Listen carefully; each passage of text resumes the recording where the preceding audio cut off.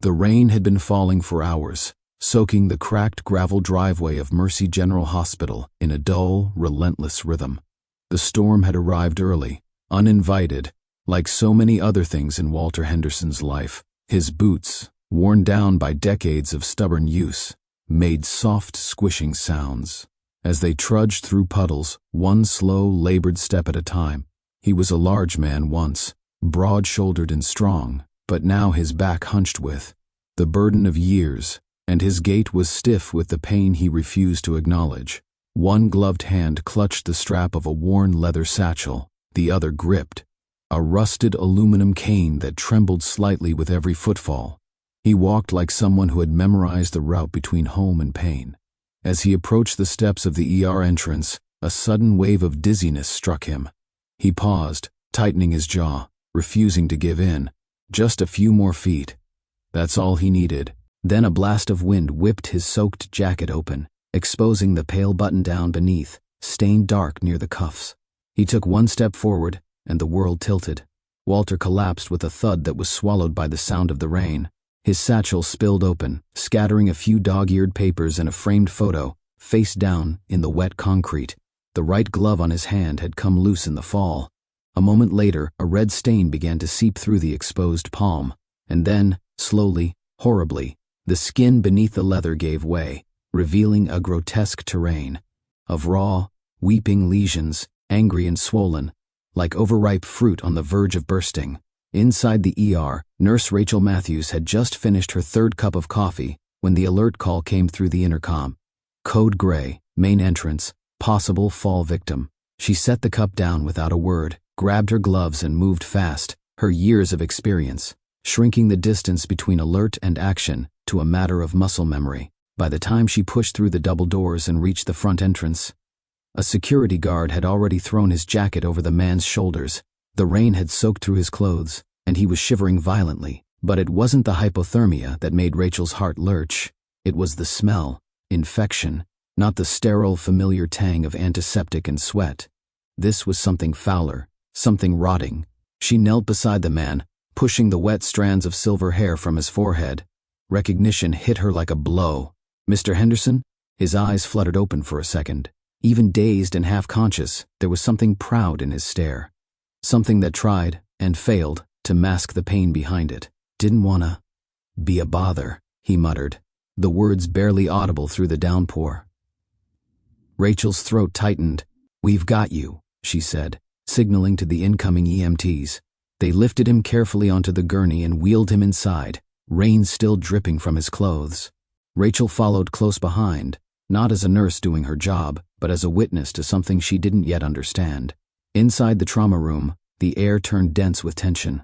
Dr. James Morrison appeared within minutes, clipboard in hand, his expression already shifting into clinical efficiency. "What do we know?" he asked. "Elderly male, 82, history of hypertension. Found collapsed outside the ER, possible shock, possible infection. Complaining of dizziness," Rachel replied quickly, helping the team cut away Walter's wet clothing. "What's with the gloves?" Morrison asked, eyeing the leather pair still half clinging to Walter's limp hands. "I think we should remove them," Rachel said, as she peeled back the remaining glove on his left hand. The room fell into stunned silence. The sight beneath was like nothing she had seen in her 2 decades of nursing. Walter's palm was covered in festering wounds, dark, crusted lumps that oozed with fluid, and deep fissures exposing subcutaneous tissue. His fingers were grotesquely swollen, and parts of the skin had turned a sickly gray, almost translucent. It looked like the hand of a man long dead. Dr. Morrison took a step back, his clipboard slipping from his hand and clattering loudly to the floor. "Jesus Christ," he muttered. One of the newer nurses gasped aloud and bolted from the room, hand over her mouth. Another, older nurse steadied herself against a chair, blinking rapidly. Rachel didn't move. She stared at Walter's hands, the hands of a man who had lived through a war, who had likely built homes and barns and memories with those hands, and felt something inside her crack open. This wasn't just a patient. This was a man who had been allowed to fall through every crack in a system designed to forget him. Her mind flashed back to her father, alone in his last hospital bed, whispering bitter words she had never been able to forget. "Nobody remembers old soldiers. She swallowed hard and looked up at Morrison. "We need to page infectious diseases," she said. "Now." Morrison nodded, still pale. Walter stirred on the bed, his eyes flickering open again. He tried to speak but only managed a choked breath. Rachel leaned in closer. "You're safe now, Mr. Henderson," she said softly, gripping his shoulder. "But you've been carrying this alone for too long." She glanced back at the grotesque sight of his ravaged palms and felt a wave of helpless fury. What could drive a man to let it get this far? That question echoed in her mind as the room sprang back into motion around her, nurses moving, IVs being prepped, orders shouted. But Rachel stood still, watching over the man who had collapsed in the rain and wondering just how many years of silence, pain, and pride had led them both here. 3 days earlier, the hospital hallways smelled of burnt coffee and overpolished tile, and Rachel Matthews sat alone in the staff break room, staring into the bottom of her empty cup like it might offer answers to questions she didn't know how to ask. The fluorescent light above her buzzed slightly, flickering in that way she had, always meant to report, but never had the time or the energy to bother with. Around her, the hospital hummed with the usual controlled chaos, stretchers squeaking down corridors, overhead. Pages calling for specialists, the rhythmic beeping of monitors marking heartbeats and silences alike. But in this small room, carved out of the frenetic machinery of healing, time seemed to stall. She leaned back in the hard plastic chair and rubbed the heel of her hand into her temple. Her migraine was threatening to bloom again, that familiar flower of pain that spread behind her eyes whenever she felt too much and said too little. She was 45, divorced, mother of 2 college-bound daughters she adored and missed fiercely. Her house, once filled with giggles, slammed doors, and teenage music, now echoed like a cathedral no one prayed in anymore. Her husband had left her for someone younger, someone who still believed in brunch and passion. Rachel, meanwhile, believed in blood pressure cuffs and chart updates. She had once imagined her 40s would bring clarity. Instead, it felt like everything had just become quieter. A photo sat on her kitchen counter at home, one she looked at every morning, even though she told herself she didn't. In it, a younger version of herself stood beaming next to a tall, proud man in a dress uniform, his bronze star pinned neatly to his chest. Her father, Sergeant Robert Matthews, Vietnam veteran, 3 tours, a dozen commendations, and a country that had barely nodded when he came back. He had died alone in a VA hospital during her 2nd year of nursing. School, calling her name in a whisper she hadn't been there to hear. She'd made a promise then, a silent oath over his lifeless body, that no veteran would die feeling forgotten if she had anything to do with it. That vow had fueled her career, given it purpose. But purpose, she was starting to realize, could turn into burden if carried long enough without rest. "Matthews," someone called from the hallway. "Clinic rotation in 5. She stood slowly, the ache in her knees reminding her that time didn't pause just because her life had. Pulling her scrub top down and tying her hair into a tighter bun, she stepped into the hallway and slid back into the rhythm of the hospital, letting its momentum carry her forward. It was just past 9 a.m. when she first saw him.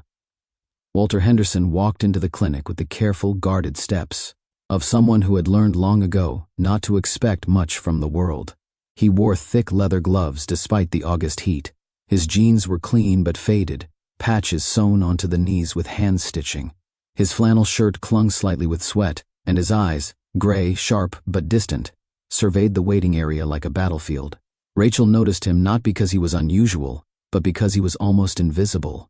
And people like that, they were the ones who broke your heart the most. "Mr. Henderson?" she called, scanning the clipboard. He raised his hand but didn't speak. When he sat in the examination chair, he didn't remove his gloves. She didn't mention it at first. "How are we feeling today?" she asked gently. "Can't complain," he answered, his voice rough with years of disuse. "Just here for the blood pressure check. Doc Morrison's orders. Anything bothering you lately? Pain, dizziness, changes in appetite?" He shook his head slowly. "Just the usual getting old nonsense." Rachel nodded, trying to maintain her neutral, calm tone. But something about him gnawed at her, his posture, the way his eyes flicked away every time she looked too directly at him. When she reached for the blood pressure cuff, she paused. "I'm going to need you to remove your gloves, Mr. Henderson." He froze, just for a second, but Rachel saw it. The hesitation, the flash of fear that danced briefly across his features. "I've got some cuts," he said finally. "Nothing bad. Been working on the foundation at home. I'd rather keep them covered." Her training told her to move on. Patients had rights.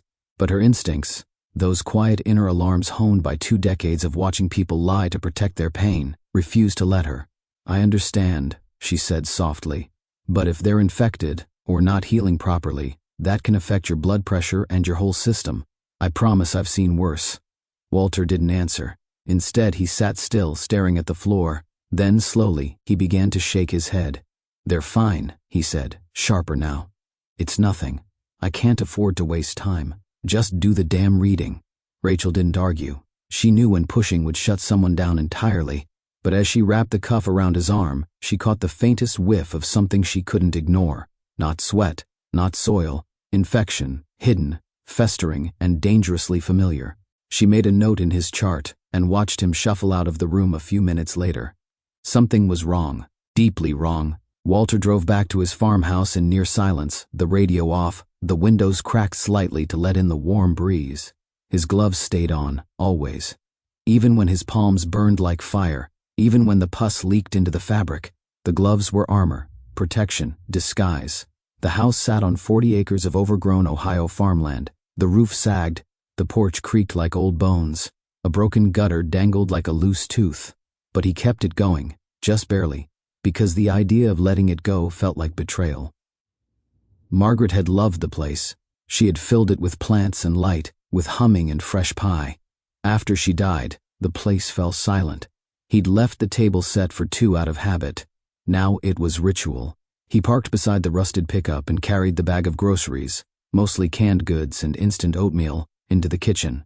He moved slowly, deliberately, every movement calculated to avoid bumping his hands. He washed his gloves under the sink. Hot water, antibacterial soap. Then he laid them flat on a towel to dry. He'd repeat the process before bed. Like always, Walter stared at the window over the sink, at the reflection of his lined face, and touched the edge of a photo taped to the frame. Him and Margaret, in 1954. Wedding day. She'd worn blue instead of white, said it made her feel stronger. "Would you still love me like this, Maggie?" he whispered. He didn't cry. He hadn't in years, but something in his chest ached. Not pain, not exactly, just the kind of hollow that made everything else feel heavier. That night, as the TV murmured in the living room, Walter tried to sleep in the old recliner. His fingers throbbed beneath the gauze and gloves. He could feel the skin peeling, stretching, tearing with each subtle shift. But he didn't move, didn't remove the gloves, didn't reach out. He was used to the pain. He wasn't used to anyone caring. In her apartment, miles away, Rachel sat at her kitchen table, staring at her father's photo. She didn't know why Walter Henderson had gotten under her skin. Maybe it was the way he winced when she spoke too gently. Maybe it was those gloves in summer heat. Or maybe it was the simple fact that something inside her was tired of watching. Men like her father disappear quietly, hands folded, regrets buried. The hospital room was quiet, except for the rhythmic beeping of the heart, monitor, and the occasional shuffle of rubber soles on polished floors. Rachel stood at the foot of Walter Henderson's bed, arms crossed tightly over her chest, eyes fixed on the old man's gloved hands resting stiffly on the sterile white sheets. He'd been stabilized an hour earlier. IV fluids dripped steadily into his vein. The initial blood work was back, elevated white count, signs of dehydration, and strong markers of infection. But the source? That was still beneath the gloves. She'd seen infections before, bad ones, but something about Walter's entire demeanor, the clenched jaw, the way he flinched when anyone got too close, made her stomach tighten. Whatever he was hiding beneath those gloves, it wasn't just physical. Dr. James Morrison entered the room, flipping through the chart on his tablet. Always precise, always clinical. Younger than Rachel by at least 5 years, he had risen quickly through the ranks of Mercy General with a reputation for brilliance and efficiency. Vitals stabilized, renal functions a bit stressed, probably from the dehydration, he said, not looking up. "Has he regained full consciousness yet?" "Drifting in and out," Rachel replied. "He's coherent when he wakes, but groggy." "Did he say what happened?" "He said, didn't want to be a bother," she answered, her voice flat. Morrison snorted quietly. "Of course. The usual martyr complex. Why call an ambulance when you can collapse at our front door? Rachel ignored the tone. We need to look at his hands. Morrison glanced up. Injuries? He's been wearing gloves. Won't take them off. Smells like necrosis. That made Morrison pause. He approached the bed, his expression shifting slightly, no longer just clinical, now wary. All right, let's see what we're dealing with. Rachel moved to Walter's side. He stirred slightly as she touched his arm. Mr. Henderson, she said gently, we need to take off the gloves, okay? Just to check for infection. You're safe here. Walter's eyes fluttered open. There was confusion in them, and something else, resignation. You won't like what you see, he murmured. Rachel smiled softly. I've seen a lot of things, Mr. Henderson. Let's try anyway. She began with the left glove, peeling it back slowly, carefully. The room filled with the pungent, unmistakable scent of festering tissue. Morrison stepped closer. The sight beneath the glove made Rachel recoil slightly. The palm was covered in thick, dark lesions. Blisters had ruptured and reformed over raw, inflamed skin. Deep cracks ran like dried riverbeds between swollen fingers, oozing yellow-green fluid. There were patches where the skin had simply dissolved, revealing tender pink flesh beneath. And worse, areas where muscle had begun to break down, a dark mottled red-black. Morrison didn't speak for a moment. Then he stepped back, pressing the back of his wrist to his mouth. We need surgical consult now, he said hoarsely. And cultures, wound, blood, the works. This is advanced cellulitis at the very least. Could be necrotizing fasciitis. Rachel nodded, already moving. I'll page infectious diseases. Walter's voice came again, barely above a whisper. Started small, just a couple sores. Thought it was from the muriatic acid I was using on the foundation. Rachel froze. She turned back to him. You used acid? Without protection? He nodded slowly, shame coloring his words. Couldn't afford contractors. The cracks were spreading. Morrison raised an eyebrow. What kind of acid? Muriatic. From the hardware store. Rachel's heart sank. That's hydrochloric, Jim. He's burned himself and let it fester for months. Jesus. Walter coughed softly, his face pale. Gloves kept tearing. I tried different ones, but they weren't meant for that kind of work. You should have come in months ago, Morrison said, not unkindly. Walter didn't respond. He looked past both of them, his gaze fixed somewhere no one else could see. Rachel took a step closer, lowering her voice. Why didn't you say anything sooner? He looked at her then, eyes glassy. Because it's just me out there. No one to help, no one to bother. Rachel felt something snap inside her, quietly, but with finality. She turned back to Morrison. He needs to be admitted. IV antibiotics, maybe debridement, possibly surgery. There's no way we're sending him home. Morrison tapped on his tablet, jaw tight. His Medicare will only cover so much. His coverage plan is basic. If we start aggressive treatments, and he can't pay... Rachel stepped forward, cutting him off. You want to send him home like this? I didn't say that. But we don't have unlimited resources. If he stays more than 72 hours, it becomes a different billing category. Administration's already on us about uncompensated care. Her voice lowered. He's a veteran. A Bronze Star recipient. That's not listed in the chart, because no one bothered to ask. Morrison looked at her, exasperated. Rachel, I get it. I do. You care. That's your strength, and your liability. But we're not social workers. This is an ER. She crossed her arms. If we send him out that door, he dies. You know it. I know it. Morrison didn't answer right away. He stared down at the tablet, the numbers, the risk calculations, the line between what medicine demanded and what bureaucracy allowed. Then he sighed. Let me talk to admin. Maybe we can get emergency approval for short-term observation. Rachel didn't thank him. She didn't smile. She just turned back to Walter and took his hand, gloved or not. We're going to take care of you, she said. Walter didn't reply, but his shoulders relaxed slightly. And that was answer enough. Rachel had seen a lot of homes in her years making post-discharge visits, but nothing quite prepared her for the silence that greeted her at Walter Henderson's farm. The house stood like a forgotten monument on the edge of a fading gravel road, its frame stooped. With age, siding faded to a dull gray, and a porch that sagged under the weight of time.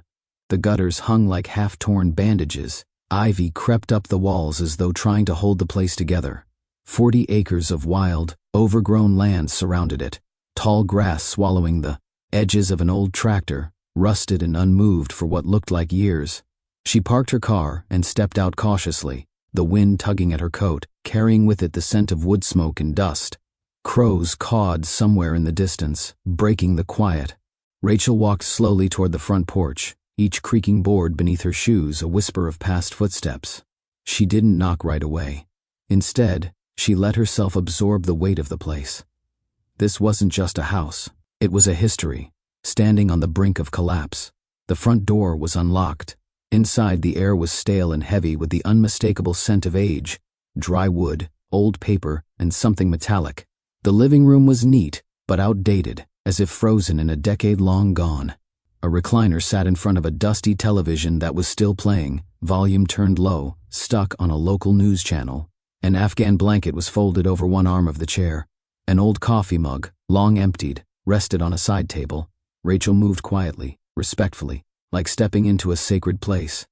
The kitchen was the first room that truly broke her.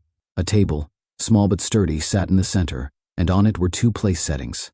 One pristine, knife, fork, cloth napkin neatly folded, the other dusty, untouched. There were no dishes on the counters, no signs of recent cooking, just canned goods in the pantry. Instant soups, frozen dinners, meals that could be eaten with one hand, that required no preparation, no care. She found the framed photo on a nearby shelf, Walter and a woman in her late 50s. Stout, smiling, arms wrapped around each other in front of this very house. The back of the photo read, Margaret, 1954 to 2019. My North Star, Margaret, his wife. Rachel felt a lump rise in her throat. This house wasn't abandoned. It had been preserved, maintained by routine, protected by memory. She turned when she heard footsteps on the gravel outside. An older man, perhaps in his 70s, approached cautiously. He wore coveralls and a wide-brimmed hat, his boots caked in mud. "Can I help you?" he asked. "I'm a nurse," Rachel said, "from Mercy General. I'm helping with Mr. Henderson's case." "You a neighbor?" "Name's Jim Evans. I live across the field." He paused, squinting. "Is Walt all right?" "He's in the hospital, infection in his hands. It's serious." Jim took off his hat and ran a hand through his thin white hair. "Damn. I told him to stop messing with that acid. Told him he was too old to be crawling around under that house." Rachel nodded. "He didn't have anyone else?" Jim gave a half shrug, half sigh. "He's stubborn. Always was. After Maggie passed, he stopped letting anyone in. Used to have a son, Michael. They don't talk." Rachel's ears perked. "Do you know why?" Jim looked at her for a long moment, as if weighing how much of someone else's pain he had the right to share. "Politics," he said finally. That was the spark. Michael came back from college full of ideas, talked about the war, about how the government treats vets like tools they toss aside. Walt took offense, thought the boy was disrespecting his service. They had words, loud ones. Haven't seen Michael around since. 15 years? Rachel asked, incredulous. Jim nodded slowly, give or take. Walt never forgave, and the boy, maybe he didn't know how to come back after all that time. Rachel looked back at the table set for two, a man who couldn't let go of his wife, and one who couldn't forgive his son. He has no other family? Jim shook his head. None that I know of. Just that boy used to be proud of him too. Michael was smart, became a lawyer, I think. Last I heard, he was in Seattle. Seattle. Rachel's thoughts swirled as she walked back to her car, her mind already reaching for the hospital records. Surely somewhere in the intake paperwork, there had to be a contact number, an emergency next of kin. Back at the hospital, she combed through Walter's file. Most of it was empty. No emergency contact listed, no medical power of attorney, no next of kin. Just an old mailing address and a handwritten note in the margin from a past physician. Declines family contact. No known local support. Rachel hesitated, then made a call to admissions, asked them to check prior medical records. 20 minutes later, someone emailed her a scanned intake form from nearly a decade ago. At the bottom, scrawled in Walter's neat cursive, son, Michael Henderson, last known address, Seattle, Dabawa. It wasn't much, but it was enough. Rachel searched online, narrowed it down. There were dozens of Michael Hendersons, but only one with a background in veterans law. A partner at a firm in downtown Seattle. She found the number. Her fingers hovered over the screen. She didn't know what she was about to step into. Grief, resentment, denial. But she couldn't ignore it. She dialed. It rang 4 times before an answering machine picked up. "This is Michael Henderson at Westbrook. And Lane, I can't take your call right now, but leave a message, and I'll return it when I can." Beep. Rachel drew a breath. "Mr. Henderson, my name is Rachel Matthews. I'm a nurse at Mercy General Hospital in Ohio. I believe your father, Walter Henderson, is currently in our care. He's very ill. He collapsed outside our ER 2 days ago. He's in serious condition. I understand there may have been distance between you. I'm not calling to pressure you. But I thought you should know." She paused, swallowing back the emotion rising in her chest. "He asked for no one. But he didn't ask to die either. He needs help. Whether you can offer that or not is your decision. I just didn't want you to miss the chance." She hung up, heart pounding, and then she sat back in the staff lounge, staring at her phone, unsure whether she had just lit a fuse or thrown a lifeline. Rachel sat silently in the staff break room, the fluorescent lights above buzzing with the faint annoyance of bureaucracy. Her coffee had long since gone cold, but she didn't notice. Her mind replayed the image of Walter's hands, wrapped tightly in sterile gauze now. But in her memory, raw and ravaged, broken by months of solitude and sacrifice, she'd spent the past hour arguing with the hospital billing department. And the answer had been clear: without proof of additional insurance, or an immediate family member willing to sign a financial liability form, Walter would need to be discharged within 48 hours. The infection was being treated, but the road to recovery was long and would require specialized care that, as far as Mercy General was concerned, wasn't billable. Dr. Morrison stepped into the room, his expression unreadable. He glanced at her untouched coffee and sighed. "Rachel," he started carefully, "I know you're emotionally invested, but we can't keep Walter here indefinitely. We're not a hospice." The man stabilized. "We've done what we can." Rachel met his eyes with quiet fire. "Done what we can? He has necrotic tissue, James. He needs debridement, IV antibiotics, wound management. He can't even grip a spoon, and you want to send him back to that broken down farmhouse with no running water and a moldy mattress?" "Doctor," Morrison leaned against the doorframe, crossing his arms. "It's not ideal, I know that, but this isn't a matter of want, it's policy. Mercy General isn't a long-term care facility. Without insurance or a care plan, we're risking a financial review. The board will tear us apart." Rachel stood, her voice barely above a whisper but loaded with rage. "He served this country. He nearly died fixing his house because no one was there to help. Now you want to send him home to die alone, quietly, so we can clear a bed. Is that who we are now?" The silence was heavy. Even Dr. Morrison, usually so calculated, looked shaken. "We are doctors and nurses," he said finally, softer than before. "We do our best, but we also have to work within the system." Rachel's eyes narrowed. "The system is broken. Maybe it's time someone broke it back." She didn't sleep that night. Instead, she went home, pulled out her laptop, and began calculating the potential costs. Supplies, home health care, in-hospital recovery, prosthetics in case of surgery. She tallied every dollar, her stomach twisting as the numbers climbed.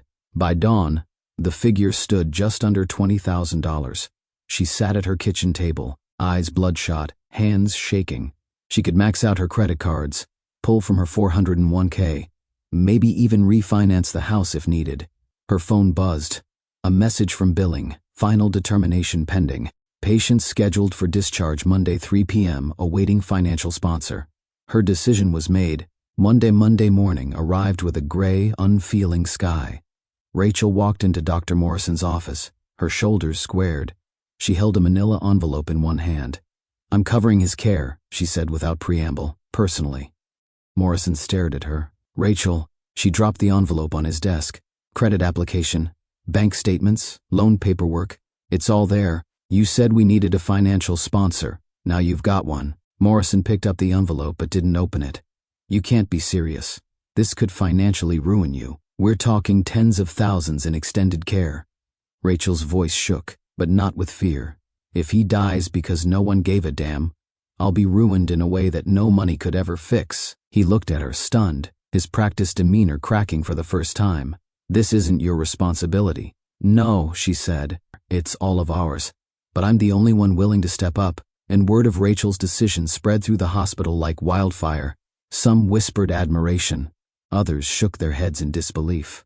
At lunch, a few colleagues pulled her aside. "You're setting a dangerous precedent," one nurse said. "You help one patient, then what? You'll be expected to help them all?" "He's not just one patient," Rachel snapped. "He's a veteran. He's a human being, and this hospital is failing him." Another nurse, an older man with a limp Rachel had never asked about, quietly said, "My dad died in the VA. Same as yours. Alone, because no one fought for him. What you're doing, it matters." By the end of the day, Rachel returned to Walter's room. He was awake, staring out the window with his arms folded protectively over his bandaged hands. "I heard," he said before she could speak. "What you're doing, using your own money." She sat beside him. "You'd have done the same for someone in your unit." He chuckled bitterly. "Back then, maybe. But we all swore never to owe anyone. I didn't even know how to accept kindness anymore." "You're not in a foxhole anymore, Walter," she said gently. "This time, we fight with paperwork, not bullets. Let me be your backup." His eyes glistened. "No one's ever done that for me." "Well," she smiled, "I'm not no one." That night, Morrison received a message from hospital administration. Rachel's financial guarantee had triggered an internal audit. They were concerned about liability, about setting precedents. Morrison met with the review board. "She acted from compassion," he told them, "and if more of us did the same, maybe we wouldn't be here discussing how to legally discharge a man who's still actively dying." The board was unmoved, but someone else was listening. The following day, as Rachel left Walter's room after checking his vitals, she found a small envelope tucked under the nurse's station keyboard. Inside was a simple note: "Your fight is my fight now. J," and beneath it, a cashier's check for $2,000. Rachel blinked, stunned. No name, no signature, just solidarity. Later that evening, the janitor who had left the American flag at Walter's bedside quietly walked past Rachel, gave a nod and whispered, "My dad served in Korea. Thank you." It had begun. The system hadn't cracked yet, but the first fault lines were showing. The rain came down in a fine misting sheet, blanketing the gray hospital window with a dull patter as Rachel Matthews sat at her desk, a manila folder resting under her fingertips. She'd requested Walter Henderson's complete military record through the Department of Veterans Affairs, and this morning, it had arrived, quietly, without fanfare, as if 70 years of history meant little to a modern bureaucracy. Inside the folder were details, deployment orders, injury reports, commendations, but it was the Bronze Star citation that stopped Rachel cold. For heroic achievement in connection with military operations against an armed enemy of the United States during the defense of Porkchop Hill, Korea. Rachel exhaled slowly, the weight of the words settling on her chest. She had known Walter was a veteran, but this wasn't just service, this was valor. Her eyes flicked down the pages, scanning logistics reports, casualty lists, and finally, a handwritten medical note. Subject exhibited symptoms consistent with combat stress reaction, advised for follow-up and monitoring. That was dated June 1953. There was no follow-up. Rachel sat with Walter that afternoon, a steaming cup of chamomile tea between them and the hospital television buzzing low in the background. He'd been quieter than usual after the last debridement procedure. His hands, though covered and cared for, remained fragile. "Mr. Henderson," she began gently, "do you remember much about your time in Korea?" His eyes didn't move from the window. For a long moment she thought he hadn't heard. Then, without turning, he spoke. "You don't forget war," he said quietly. "It forgets you." She leaned forward. "What do you mean?" He closed his eyes and sank a little further into the recliner. "I was 20, just a kid.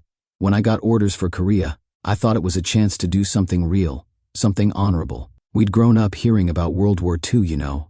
Our fathers, our uncles. I thought I'd come back a hero." Rachel didn't interrupt. She let the silence stretch, an invitation, not a demand. "I remember Porkchop Hill like it was yesterday," Walter murmured, his voice distant, cracking at the edges. "You ever seen the sky light up with so much artillery it looked like daylight at midnight?" "I did. Saw a buddy, Jackson, get hit by mortar fire. Gone in a blink. And I had to crawl through mud and blood to pull 2 other boys back behind the line." His jaw tightened. They gave me a medal for that. You know what I got the same week? A letter from home saying my cousin had died of polio. Life just keeps moving, even when yours stops. Rachel reached for his hand, just a light touch on the bandages. He didn't pull away. They said I might have, what do they call it now? PTSD. Back then they called it battle fatigue. Told me to get some rest. I went home, and everyone had moved on. No parades, no jobs.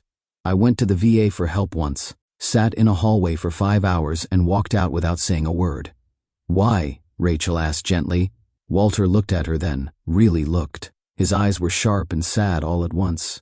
Because admitting I needed help felt like failing. I'd made it out alive. I thought that meant I should be fine. Rachel's voice trembled. You're not alone, Mr. Henderson. You never were, but the system failed you, just like it failed so many. He looked away again. Maybe, but I failed too. I shut everyone out, even my son, especially my son. That night, Rachel went to Dr. Morrison. I want to organize something, she said firmly. For Walter. A recognition event. Nothing flashy, just something that shows he hasn't been forgotten. Dr. Morrison raised a brow. Rachel, this isn't a veterans hospital. We're not staffed to... She cut him off. I don't need staff. I'll do it myself. A few volunteers, a hallway, some flags, a few photos, a reading of his citation, that's all. There was a pause. Then Morrison sighed and nodded. You have 48 hours. Keep it dignified. 2 days later, the 4th floor waiting room had been transformed. American flags lined the windows. Photos of young Walter in uniform were pinned to a bulletin board beside images of Porkchop Hill. A table held a carefully folded replica of the flag presented to Walter at his wife's funeral. When the nurses wheeled Walter in, he stopped just inside the doorway, eyes wide. What is this? He murmured. Rachel smiled.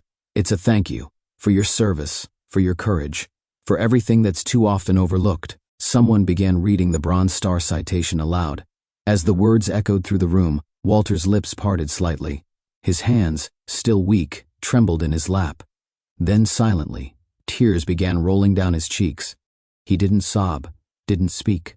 But in that moment, surrounded by strangers and caregivers, and one proud nurse, Walter Henderson finally allowed himself to be remembered. For a few days, things seemed to settle. Walter's appetite returned slowly. He cracked a dry joke or two with the nurses. Rachel even caught him smiling as he watched a rerun of an old Western on TV. After the recognition ceremony, something in him had shifted. A sliver of light cracking through the hardened shell of years spent in silence. But healing, Rachel knew, wasn't always linear. She noticed it first on a Thursday morning. Walter had been drowsy through breakfast, slower to respond. His temperature hovered just below 100.2, not alarming but unusual. The color in his face seemed off. Then came the swelling. His right forearm, just above the wrist, had begun to puff subtly beneath the bandages. When she unwrapped the gauze to change his dressings, Rachel's heart dropped. A dark red halo had formed along the outer edges of the wound, the skin hot and firm to the touch. The tissue looked angry, more inflamed than 2 days before. She gently touched the underside of his wrist. Walter flinched. Hurts? Feels like it's burning, he muttered. Rachel nodded slowly, her expression unreadable, but inside, dread curled in her stomach like ice. And by mid-afternoon the blood work came back, elevated white count, spiking inflammatory markers. But it was the CT scan that told the story no one wanted to hear. Dr. Morrison stood at the monitor, arms crossed, mouth tight. Osteomyelitis, he said. The infection's reached the bone. It's in both hands now, but the right is worse. There's necrosis in the metacarpals. It's progressing fast. Rachel stared at the grayscale images, each cross-section a silent warning. And antibiotics? They've slowed it, Morrison replied, but not stopped it. The tissue damage is already extensive. We're past the point of conservative treatment. A long silence passed between them. We need to prepare for amputation, he said finally. Rachel closed her eyes. Then they told Walter that evening. Morrison kept his tone clinical, controlled. Rachel sat beside the bed, her hands clenched tightly in her lap. We've done everything we can, Morrison said, but the infection has reached the bones. If we don't remove the affected areas, it could spread to your bloodstream. Sepsis would be fatal. Walter stared at him, unmoving. We're recommending a bilateral partial hand amputation, Morrison continued. We'd preserve function in the forearms. You'd still be able to use prosthetics. No. The word came out hard, solid, absolute.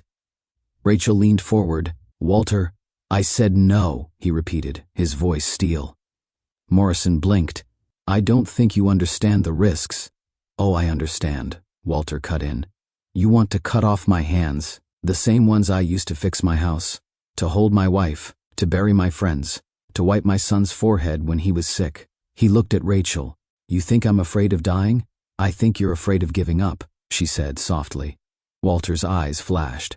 I'm afraid of living like a ghost. I've already lost everything. Now you want to take my last dignity? Morrison stepped back. I'll give you time. But I have to be clear. Without surgery, you may have days, maybe a week. When he left the room, silence returned like fog. Rachel sat quietly, watching Walter's chest rise and fall. After a while she spoke. I won't lie to you, she said. It's bad. But I've seen people come back from worse. With the right prosthetics, rehab. I'm not a machine, Walter muttered. You can't just replace parts and call it a man. She stood and walked to the window, letting the evening light spill across the bed. You once told me no one had ever fought for you, she said. Well, I'm still here, fighting, but I can't make this choice for you. Walter turned his head, his voice softer now. Would you still fight? Even if I say no? Rachel turned, her eyes shining. I'd fight to the end, but I'd also sit with you if you choose to let go. He closed his eyes. That's the kindest thing anyone's ever said to me. And then Rachel returned to her apartment that night, exhausted in a way sleep couldn't fix. She poured a glass of water, stared out the kitchen window, and thought of all the patients she'd lost. Some young, some old. All carried stories no one else had time to hear. But Walter was different. He wasn't just a patient. He was a living testimony. To war, to loneliness, to quiet endurance. And now he stood on a ledge no one could pull him back from, unless he chose to step down. She picked up her phone and called Michael Henderson. When the voicemail picked up, just like before. This is Michael, leave a message. Beep. Rachel hesitated, then spoke. Your father might not make it through the week. He's refusing surgery. He's scared, but he won't admit it. I think he needs you more than he knows how to say. She paused. He doesn't want to live without his hands, but maybe, if he remembered what it felt like to hold someone who still loved him, he'd find a reason to keep going. She hung up, heart pounding. Again Friday morning, Walter had worsened. The redness had spread to his forearm. He barely touched his breakfast. But then, just past noon, Rachel was paged to the front desk. A man stood there, early 40s, clean cut, wearing a simple gray sweater and jeans. His eyes were a striking mirror of Walter's, sharp, guarded, tired. I'm looking for Walter Henderson, he said. I'm his son. The door to Walter's hospital room creaked open with the hesitation of time itself.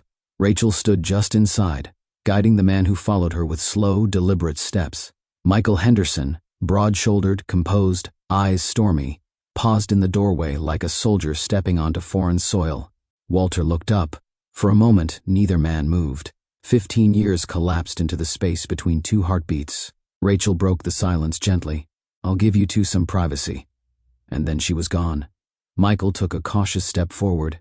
The silence felt like glass, sharp, fragile. He stopped at the edge of the bed, hands in his pockets. Walter's voice came first.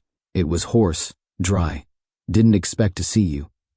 Michael exhaled slowly. I didn't expect to come. Walter looked away. The bandages on his hands glowed pale under the fluorescent lights. I suppose someone called. Her name's Rachel. Walter nodded. She's persistent. Michael tried to find words. She said you were refusing surgery, that you'd rather die than lose your hands. I would, Walter said flatly. Michael clenched his jaw. Why? Walter turned, his face lined like weathered stone. Because these hands are the only part of me that ever did anything right. Michael's voice cracked. That's not true, isn't it? There was a long pause. The sounds of distant monitors, footsteps in the hallway, the hum of machines trying to keep life in motion. Michael spoke again, slower this time. I've spent 15 years thinking about the last thing we said to each other. Walter shifted, eyes narrowing. You mean when you told me I was a coward? That I fought in a meaningless war? That I raised you wrong? I never said that. You didn't have to. Michael's voice rose. I was 22. Angry. Idealistic. I wanted you to listen. I was listening, Walter shot back. You just weren't talking to me. You were talking to someone who didn't exist anymore. Michael looked down, chest rising with slow, shallow breaths. I was hurt. You shut me out after Mom died. You didn't cry. You didn't speak. You disappeared inside yourself, and I didn't know how to reach you. I said the wrong things, but all I wanted was my father. Walter's eyes welled. He turned his head away, jaw trembling. I didn't know how to grieve, he said. They didn't teach us that in Korea. They taught us to bury and march. So that's what I did. I buried your mother. I buried every feeling I had. And then I buried you too. Michael took a step closer. I didn't need you to be a soldier. I needed you to be human. Walter's voice cracked like a fault line. I didn't know how. Michael reached into his coat pocket and pulled out a photo. An old one. Yellowed, creased, frayed at the corners. It was Walter, in uniform, holding baby Michael in his arms. Margaret stood beside them, smiling. I kept this, Michael said, placing it gently on the nightstand. Even when I said I hated you. Even when I meant it. Walter stared at the photo for a long time. Then he reached for it with trembling fingers, but winced in pain. The bandages made movement slow, clumsy. Michael stepped forward instinctively. Let me. He picked up the photo and held it up so Walter could see. I didn't know what seeing you again would feel like, he said. I thought I'd be angry. But I'm just sad. Sad for all the time we lost, for everything we never said. Walter's lower lip trembled. You deserved better than me. Michael shook his head. I deserved you. There was silence again, deeper this time. Not the silence of estrangement, but of grief starting to thaw. Michael sat in the chair beside the bed. I don't want you to die, Dad. Walter looked down at his hands. If they take them, I won't be myself. Michael's voice softened. Maybe being yourself isn't about your hands. Maybe it's about finally letting someone help you. Maybe it's about living long enough to fix what's broken. Walter looked up. You think we can? I think we don't get many second chances, but this is one. A single tear rolled down Walter's cheek. He reached out, slow, unsure, and placed his bandaged hand over Michael's. It wasn't strong, but it was enough. Walter signed the surgical consent form with a trembling hand.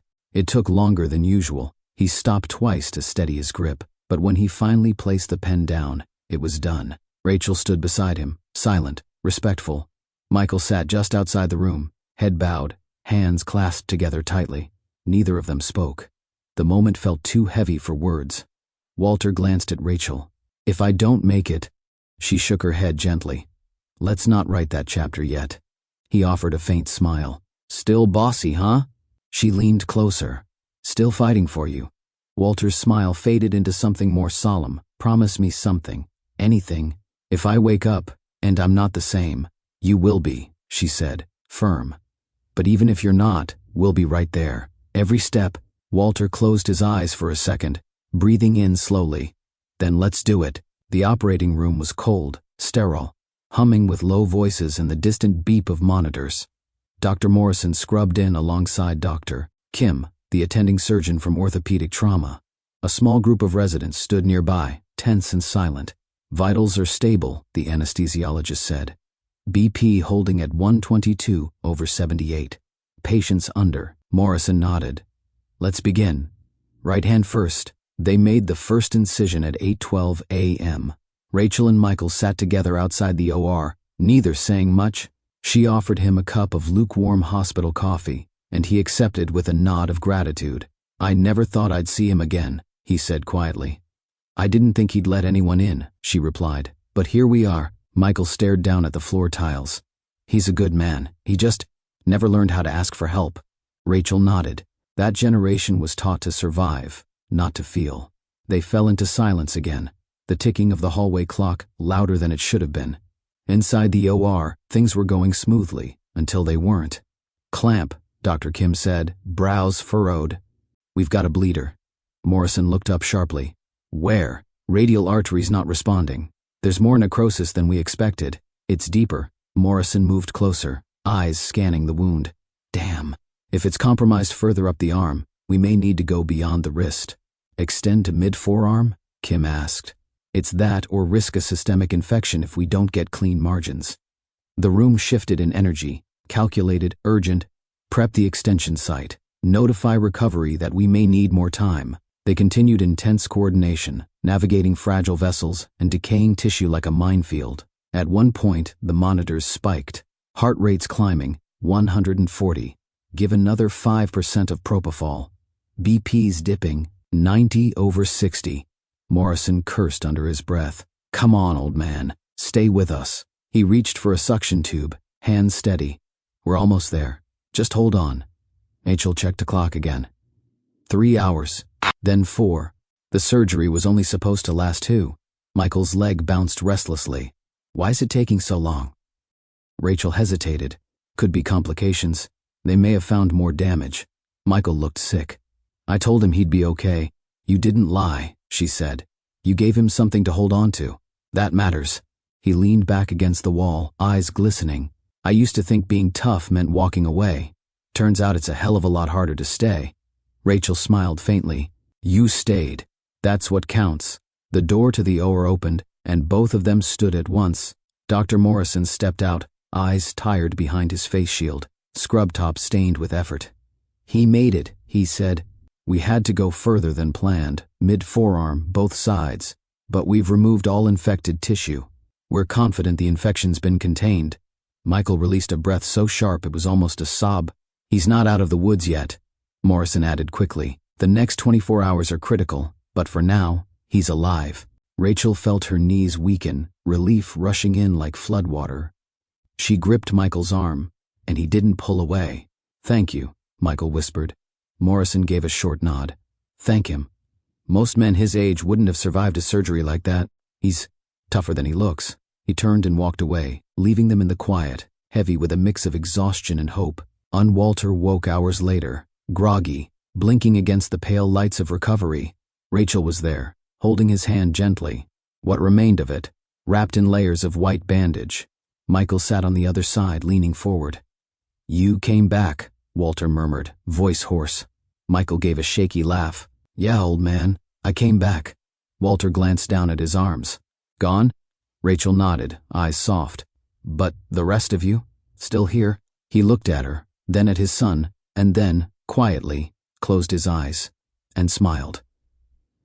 The first few days after surgery were the hardest. Walter woke disoriented, nauseated, with pain radiating through both arms. Even with the medication, the ache seemed to pulse from somewhere deeper than bone, more like memory than muscle. Every time he opened his eyes, the absence hit him all over again. His hands were gone. What remained were thick layers of bandages and the dull hum of monitors. A nurse's gentle voice reminding him to breathe through it. Rachel was always there, quietly adjusting his blanket, checking his vitals, or just sitting beside him in silence. Michael came every day. At first, he didn't know what to say. He brought coffee, read the news out loud, filled the silence with anything but pity. But Walter, strangely, didn't push him away. They talked about baseball, about Mom's chili recipe, about the old Ford truck Walter used to work on during weekends. I've still got it, Michael said one morning, handing Walter a picture. Runs like hell, but I kept it alive. Walter chuckled. Just like your old man, huh? The laughter hurt, but it was good pain, the kind that reminded him he was still here. And week 2 brought the beginning of physical therapy. The rehab floor smelled like disinfectant and stale hope. Machines lined the room like medieval torture devices, each one built to stretch, bend, or lift some uncooperative part of the human body. Walter was assigned a young therapist named Kayla, cheerful, relentless, and deeply unimpressed by excuses. On his first day, she wheeled in a training prosthetic, a light plastic forearm with a grip attachment. Walter scowled at it like it had insulted his mother. Ugly thing, he muttered. Kayla smiled. Well, you're not here to win a beauty contest. You're here to win your life back. He stared at the contraption. I don't even know where to begin. You begin, she said, by failing over and over, until one day you don't. The first week was brutal. Walter dropped everything. Styrofoam cups, soft foam weights, even a spoon of applesauce. He got angry, cursed, threatened to quit more than once. But each time he faltered, Michael or Rachel was there. Try again, Michael would say, quiet but firm. "I've got all day," Rachel would add with a smirk. Sometimes they laughed, like when Walter accidentally launched a foam ball across the room during grip training and hit a grumpy therapist in the shoulder. "Bullseye," Kayla whispered with a wink. Walter snorted. "Maybe I'll take up baseball again." But beneath the jokes was something real. Progress. By week 4, Walter could dress himself with minimal assistance. He could grip a modified fork. He could even pour water, slowly, shakily, but on his own. They upgraded him to a custom-fit myoelectric prosthetic. It had a titanium frame, a neutral skin tone, and individual finger articulation. The first time he slid his arm into it, he sat in stunned silence. "Feels different," he said. "Feels like potential," Kayla replied.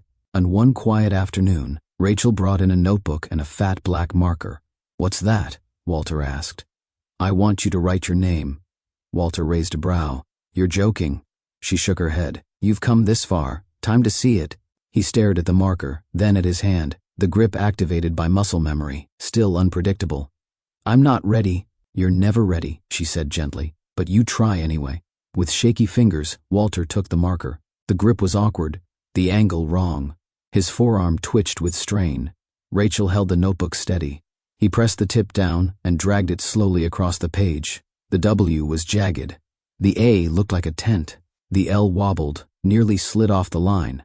But by the time he finished Walter H., tears had blurred the ink. Rachel smiled through her own. "It's beautiful." Walter looked at the mess of black lines. "No," he said, "it's mine."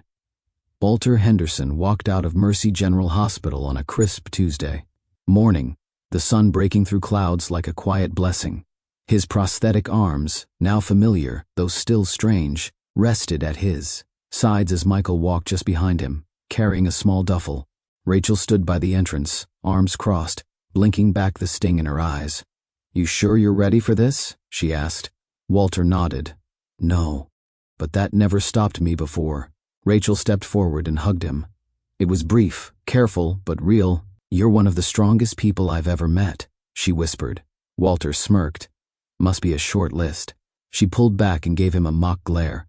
"Don't make me cry, Henderson." Michael stepped forward, extended a hand. Rachel took it, then pulled him into a quick hug as well. "Take care of him," she said. "I plan to," Michael replied. "For the rest of my life." Walter turned back once before getting into the truck.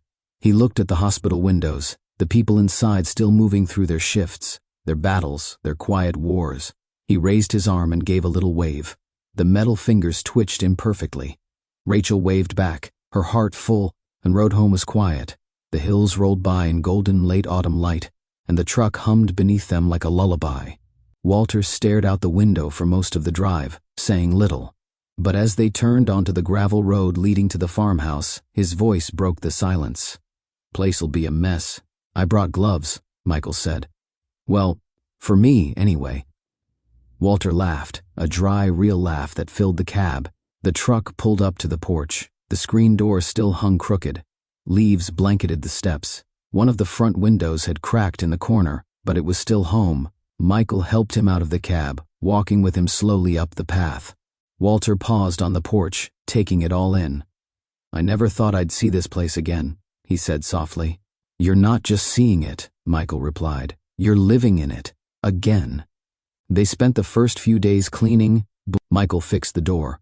Walter, using a modified brace, helped sweep with short, careful motions. It was slow work, but steady, satisfying. Rachel had sent them a care package, homemade soup, a framed photo of the hospital team, and a small note: "You beat the system. Now build something better." Walter kept the note on the kitchen table. On the 4th day, he stood in front of the mirror in the hallway. For the first time in years, he didn't look away. He saw the man he was, gray-haired, scarred, reassembled. But still whole. He raised his prosthetic arm slowly, watching as the fingers responded, curling into a partial fist. "I'm still here," he whispered. That weekend, Michael drove into town and came back with a small sapling, an oak tree, barely 4 feet tall. Walter stared at it, confused. "What's that for?" Michael looked at the empty patch of garden behind the house. "You told me Mom used to sit out there, said she always wanted an oak but never got around to planting one." Walter blinked. She did. Every spring, she'd talk about it. Well, Michael said, holding out a shovel. I figured we could finish that thought. The ground was dry, stubborn. Walter guided the sapling into place while Michael dug. They worked in silence for a while. Then laughter bubbled up when Michael lost his balance and nearly fell face first into the hole. She'd have loved that, Walter said, chuckling. When they finished, the sapling stood straight, its tiny leaves fluttering in the breeze. Walter reached out and gently touched its trunk with his prosthetic hand. Grow strong, he whispered. Michael placed a hand on his father's shoulder, like someone I know. They stood there for a long time, 2 men, 1 tree, and the beginning of something new. Rachel Matthews sat in her apartment on a quiet Sunday afternoon, staring at a blank Word document. For days she had carried the story of Walter Henderson in her chest like a burning ember, alive, insistent, asking to be shared. She began typing slowly at first. His name is Walter Henderson. He served in Korea and came home to a country that forgot him. For over 60 years he lived in silence, until an infection nearly took his life. What happened next changed mine forever. The words poured out from her like breath. She wrote about the cold hallway where he collapsed, the hands ruined by time and neglect, the rage he carried like armor. She wrote about his son, about Rachel's own doubts, and about how, somehow, a broken man learned to live again. When she finished, the piece was just under 2,000 words. She titled it, "The Man with No Hands Who Taught Me to Hold On." She posted it on a national forum for military caregivers and veterans, families, then logged off without checking once for likes or shares. 2 days later, her inbox exploded. The post had gone viral. First, it was picked up by Task and Purpose, then Stars and Stripes. Within a week, NPR reached out, followed by the Washington Post, asking to reprint the story with Walter's permission. Rachel called Walter, unsure how he'd feel. "They want to tell your story," she said. "I thought you already did," he replied. "Yes, but..." Louder. There was a pause. Then he said, "Let them." Letters began arriving by the dozens, then the hundreds. Veterans from Vietnam, Iraq, Afghanistan, nurses who had left the profession after burnout, children who watched their parents disappear behind trauma, people who had nothing to do with the military but saw themselves in Walter's pain and in his fight to begin again. Some letters came typed, others were handwritten in shaking cursive. A woman from Montana wrote, "My brother died of an overdose after struggling with PTSD for years. I wish someone had fought for him like Rachel fought for you." A young man from New Jersey wrote, "I lost both legs in Fallujah. I thought life was over, but after reading about you, I signed up for rehab again." Walter read every single letter. Some days Michael had to help him hold the pages. Other days, he sat in the old armchair by the window, the prosthetic hand resting on his lap, eyes wet with gratitude. "I didn't know people still cared," he said one afternoon. Michael smiled. Maybe they just needed a reminder. And 3 weeks later, a formal invitation arrived. The Department of Veterans Affairs, in partnership with the National Archives and the American Legion, was hosting a public event on the National Mall in Washington, D.C., honoring overlooked servicemen and women who had fallen through the cracks but found a way back. They wanted Walter to be the keynote speaker. Walter blinked at the envelope. "I haven't worn a suit in 20 years, he muttered. Michael grinned. "I think we can find you one." And the event took place in early spring. The National Mall was awash in soft light.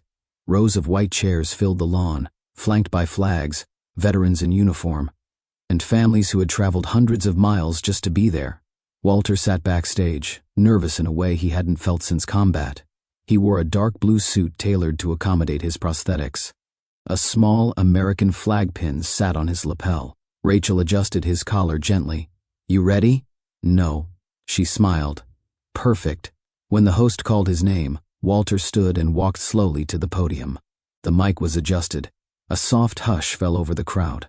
Walter looked out at the sea of faces, young and old, decorated and forgotten.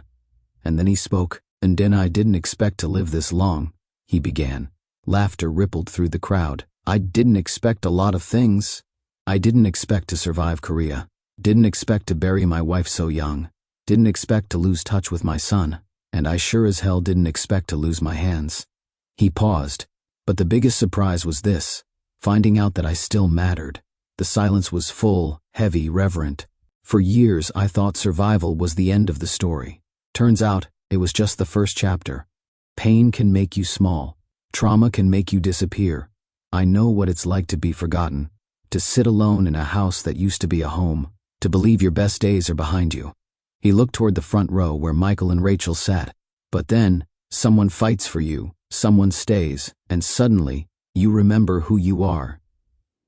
He flexed his prosthetic hands slightly. These aren't the hands I was born with, but with them, I've learned to write again, to hold again, to rebuild again. And every morning I wake up, they remind me that being whole has nothing to do with being untouched. A man in the back stood and clapped. Then another. Then the entire audience rose, applause erupting like thunder. Walter took a breath, eyes wet. And then he closed with this. If a man loses everything but finds the courage to begin again, is he not more whole than ever before? At night, Walter, Rachel, and Michael stood together beneath the towering columns of the Lincoln Memorial. The lights shimmered in golden stillness. Tourists walked past, unaware that the man in the shadows had once nearly died in silence. "I'm proud of you, Dad," Michael said. Walter nodded, voice quiet. "Took me long enough." Rachel slipped her arm through his. "You're right on time." They stood there a while longer, just breathing, listening to the echo of history and knowing that, in some small way, they had added to it.